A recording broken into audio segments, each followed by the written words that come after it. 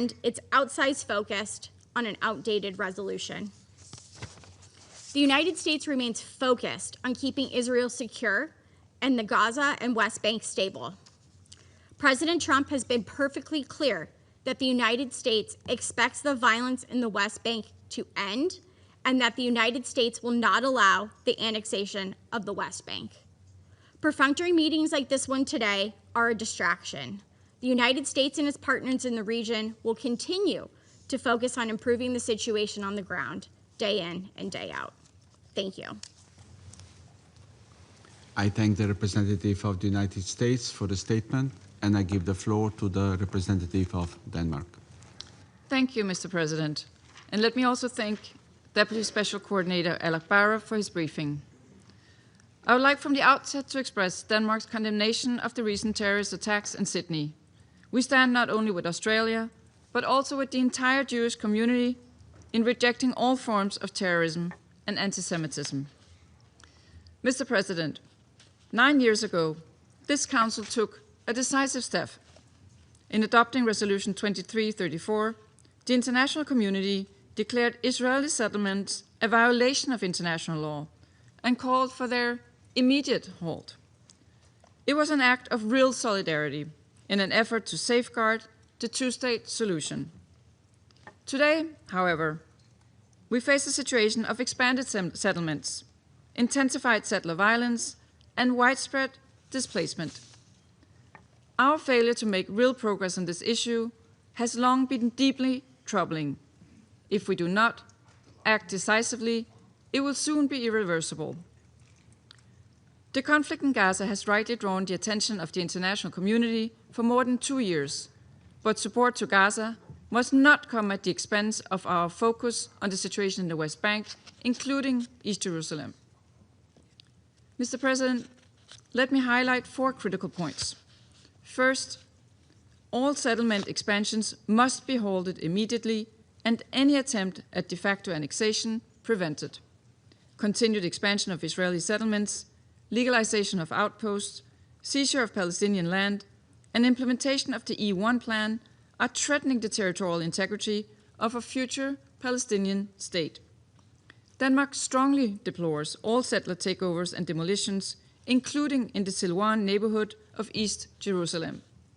We urge Israel to immediately halt these measures and recall the attempts to change the demographic composition of the occupied Palestinian territory to forcible transfers and deportations are prohibited under international humanitarian law. Denmark is also appalled by the forcible raid of UNRWA's premises in East Jerusalem on 8 December and remind Israel of its obligations to respect the inviolability of UN premises.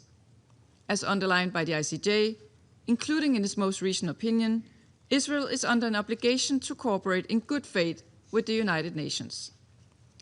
Second, Mr. President, we must prioritize the protection of civilians. More than 1,000 Palestinians have been killed in the West Bank since 7 October 2023. We are now hearing reports of an average of 5 settler attacks a day, the highest level in nearly 20 years. We call on Israel to ensure the protection of civilians in the West Bank and the wider occupied Palestinian territory in accordance with its obligations under international humanitarian law. Third, Mr. President, we must continue to support reform and revitalization of the Palestinian Authority and secure reunification of Gaza and the West Bank, including East Jerusalem, under their rule. While the Palestinian Authority is focusing on its reform efforts, resources are urgently needed. We once again call on Israel to immediately release all withheld tax revenues and to renew the relevant bank agreement on a long-term basis. We must prevent the development of parallel structures that might inhibit reunification of Palestinian self-determination. Inclusion of the Palestinian Authority in all matters relating to their territory is essential. Fourth, we welcome the Comprehensive Plan for Gaza, which was recently endorsed by Security Council Resolution 2803. Following the long-awaited ceasefire in Gaza, more aid is now coming in. However, we are still far from meeting the tremendous needs on the ground. We are concerned by the continuous restriction by Israel, including on dual-use items, and call for the opening of more border crossings, including Rafah, and continued access for international NGOs. Our NGOs play a crucial role in delivering humanitarian assistance throughout the occupied Palestinian territory. We are deeply concerned by Israeli registration requirements set to take effect on 31st December, which will limit our NGOs' ability to operate in Gaza as well as the West Bank. We call on Israel to ensure the rapid, safe, and unhindered humanitarian access in line with international humanitarian law. Mr. President, in closing, these demands are not new. They are rooted in resolutions passed by this Council, nor, regrettably, is the information in the sobering briefing we have received today. What must change is how we react. Denmark stands ready to work with all Council members to this end, to pave the way for a future of two states living side by side in peace and security. I thank you.